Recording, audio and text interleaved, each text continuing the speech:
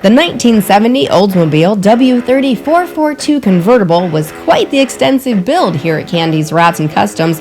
The after picture doesn't even give you close to an idea of what we got into, but buddy, this does.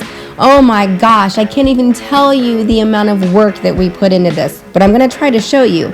So the amount of mental work was absolutely insane. The car actually came to us on a rotisserie already, so the client knew what he was getting into, and that was okay, because this car had so much sentimental value to him and his family, and it was going to be giving a lot more sentimental value in the upcoming future to some of his family members.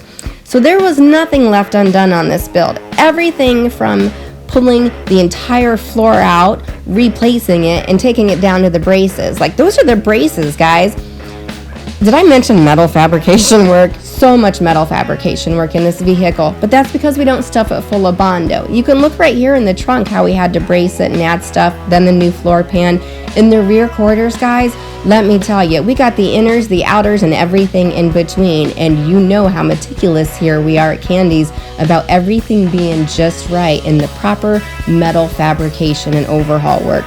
We even redid the rockers on this car, and there's our gal, Chevy Cheyenne, taking down some of the welds in there.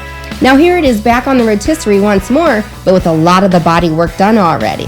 After that, we had to do some of the seam sealing. Seam sealing is a very important role, and you'll notice there's ladies doing that. That's because most of the team here at Kandi's is ladies. That's right, guys, like most of us are ladies.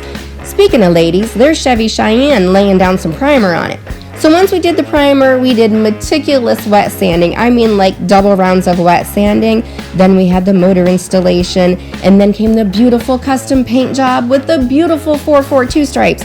And let me tell you, that's not vinyl. Oh no, like vinyl's one of my pet peeves. That is the actual custom 442 painted stripes on this car. And I don't really like to feel a variance between the coats of clear. So when you run your fingers over that, like on our Nova, there's no variance there. It's very important to me. That is a beautiful Oldsmobile 442 W30. Guys, check out the full build at www.kandiscustoms.com.